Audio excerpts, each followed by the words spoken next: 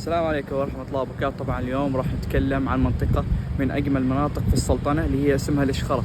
طبعا تتميز هذه المنطقة بالبرودة وأيضا جمالها خلاب، وأيضا قربها من المناطق الساحلية، وأيضا تجمع من المحميات وهكذا. طبعا اليوم راح أوريكم بعض اللقطات أو جميع اللقطات اللي أحاول أقدر أصورها، لأن تصوير الليل جدا سيء، فما أتوقع أنه راح يكون بذيك البساطة مثل ما تشوفوا يعني.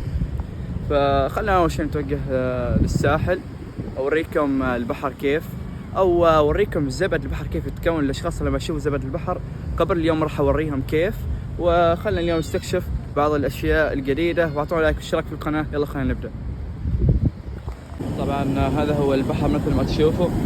طبعا جدا البحر هائج لأنه قادم من موسم ظفار.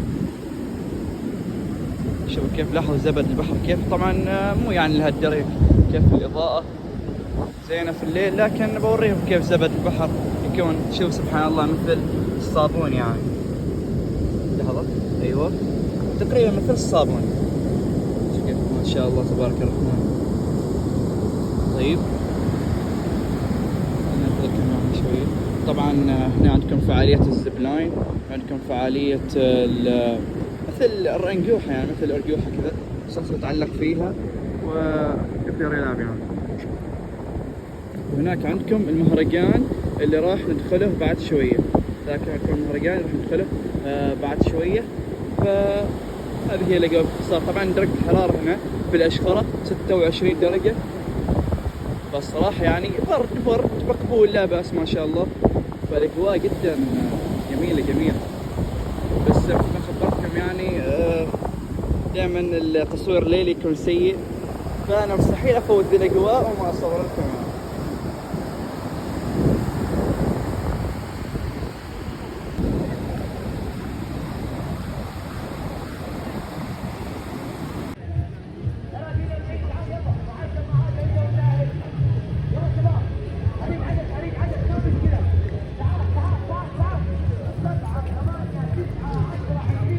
الحين مثل ما شفتوا هذاك هو المنفذ، الحين دخلت منه بوابة الرئيسية. فالحين هذا شوف كيف ما شاء الله. الحين بصور لكم إياه. طبعا صليت في هذا المصلى اللي ورا هذا، والحين راح نشوف فعاليات الموجودة هنا. بس خلينا ولا أوريكم الإنارة كيف عاطية يعني جمال واجد حلو. هو الصراحة يعني المكان واجد فنان بارد. لحظة بس خلينا ننقز هنا. غريب ايش صار. ايوه كذا، شوف كيف الليتات. والله فنان واجد. براد. طيب خلينا ننزل من تحت كذا، نروح هذيل الشكل. اتوقع يبيعوا هذيل اكل. ايوه ابى اروح هذا كذا. من وين يسوون لك صوت كذا شيء. وانا مسوي لهم بعد بوابة واجد حلوة، اللي الابداع الرسمي يعني، نفس انهم يعني مثلا يسوي ابداع فيها. طبعا هنا مثل ما خبرتكم الحين خلينا نروح من وين الفعاليات من قبل، نشوف الفعاليات الموجودة. صراحة كل ثانية او شوية زين امسح الكاميرا علشان ما يصير فيها ضباب، تكون الجودة واضحة. كما هذه هي الإشخرة اللي كنت أبغى أسويها قبل. شوف كيف هذه هي اللعبة الخطيرة، أخطر لعبة، لكن مستحيل راح أقربها يعني. من ذا الشخص اللي راح يقرب ذي اللعبة أصلا؟ فخلينا نشوف. ندخل داخل. خالق الناس هو خبير السر في الحين. مجروح قلبي دوم يا ناس، وابكي على فراق المحبين، وابكي على فراق المحبين. حبيبي راح مسحوب بسلامة، حبيبي راح مسحوب بسلامة، رحل من داري وخلاني عبيد. تفاعلوا معاها، تعالوا معاها، تفاعلوا يلا. حبيبي راح مسحوب بسلامة.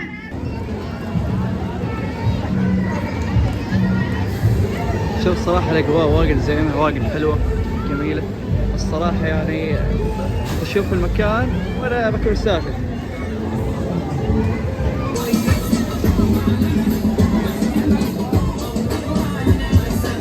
طبعا هذا اللي يبغى يربح ايفون عندكم هنا، ما ادري وش مكتوب، جرب حظك مع برو ستار ايفون 13.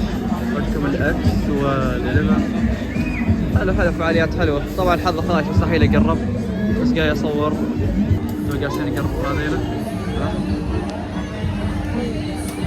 هذا اكبر لعبه داخل هذه كامل الالعاب. يلا الحين تو باريو، يحتاج لها ثانيتين او كم ثانيه لحد ما تروح كامل. طبعا فوق بعد ناس. ايوه بدت السرعه بدت.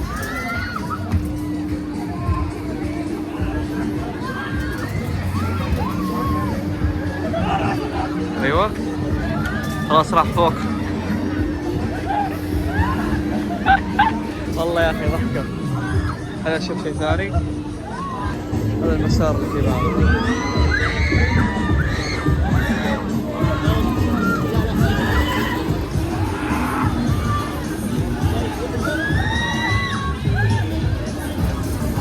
طبعا هذا السياق ليش مكملين ما اعرف ليش صراحه، لكن في الغالب انك الشركه صينيه، عندك جيتار، عندك الرام. فخل الحين اول شيء ندخل هذاك اللي هو بورد التاريخ، فخاف ادخله يعني. فالصراحه المكان اصلا كبير. الحين هذه البوابه الثانيه، عندكم هذيك البوابه الاولى لكنها بعيد اللي هي هذاك الاتجاه.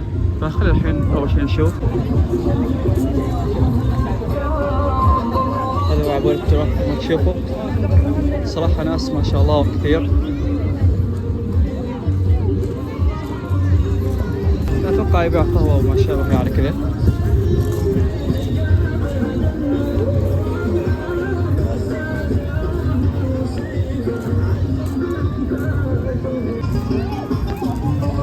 هذا هو مثل القحله اللي يوضع فيها الماء داخل، فيخلوها فتره طويله عشان تكون بارده، فحاطينها مثل تراث كذا يعني. خلينا نشوف هذا وش قاعدين يسووا. اتوقع يولا كذا يعني. هذا مثل مقسم، ما عرفت وش هو الصراحه، بس اتوقع بيت قديم يعني. مثل ما تشوفوا حاطين في قذع نخله. فخلينا نشوف الفعاليه اللي هذيك هي. عندكم هنا مثل البيوت، عندكم الباطنة الماضية، وعندكم اللي هو حميم الطفولة. هنا عندكم متحف حميدي. خلينا الحين نشوف وندخله. خلينا نشوف هذا أول شيء. عندك كيف كانوا يكتبوا قديما، وعندكم كتب الآيات القرآنية سورة الفلق. وهذا أتوقع الوسادة أو حاجة، بصراحة أنا ما أدري والله الأشياء القديمة كيف. اللي يعرف بعض الأدوات القديمة يكتب في التعليقات. هذا هو المكان. طبعا في أقسام. القسم الثاني هذا هو، هذا قسم اللي هو متحف حميدي. شكله بدأت الفعالية. يلا خلينا نبدأ. بسم الله. أقول يا من يدور على اللي صافي وده، في عصرنا ما تلاقي صادق الودي. في وده في عصرنا ما تلاقي صافي الودي. درب الوفاء بالعلوم القشر من سده، لا يخدعك من يعاهد يحفظ السدي. والصاحب اللي تشينك صحبته عده، الاصحاب بالفعل ما هي كثرة العدي. كم صاحب اللي نصيته حزة الشده، لا محزم المرتخي ما يقبل الشدي. وكم واحد يفتخر بأبيه وبجده، ثم يفضحه موقفه في ساعة الجد. وقت الرخاء بالنسب والأصل له هده، والحر فعله يبين ساعة الهدي. وبعض المواقف تضد الرجل وتحده، يلين تصل همومه عنده الحدي. ما غير وجه للي ما نفذ مده، رب كريم جزيل الفضل والمدي. يا الله ما خاب من لك رافع يده، أدعوك عفوك وانا لك رافع يدي. وتسلم.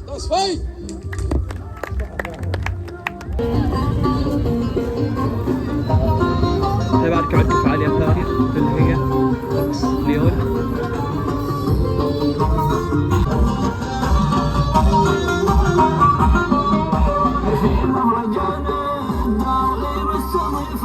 طبعا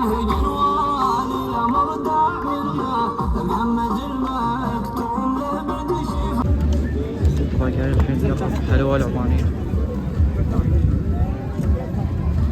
لو سمحت بغيت هذه. نعم؟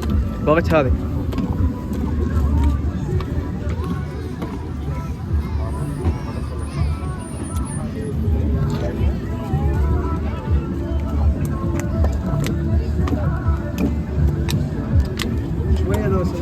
شوف هذه حلوة كيف. الحين ذوقها ونجلس. طبعا الحين جلست عشان اذوق الحلوى العمانية. الصراحة حصلت مكان لكن قلت افضل لي علشان هذا المكان افضل. شوف كيف. بسم الله. الصراحة ساخنة صح. تقريبا 10 من 10 طبيعي يعني. الحلوى العمانية تتقدم في كل الحلوى، في كل انواع الحلوى ما شاء الله.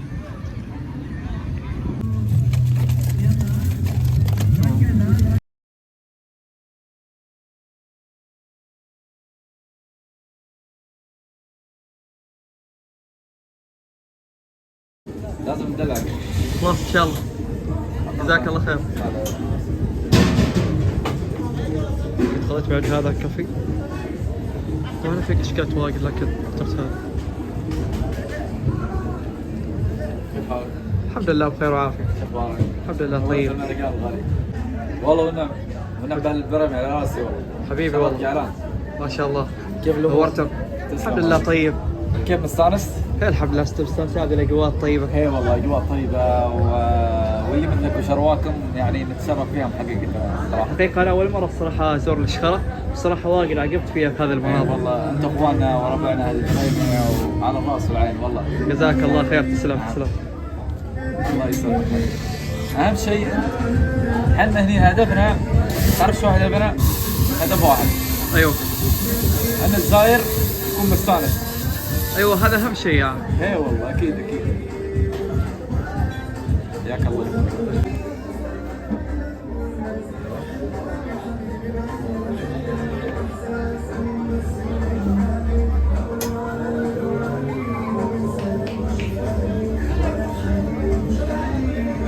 ما شاء الله. بدعت. جزاك الله خير. فهذا هو اخترته. طبعا الحين خلصت الكوفي فراح نقربه معكم.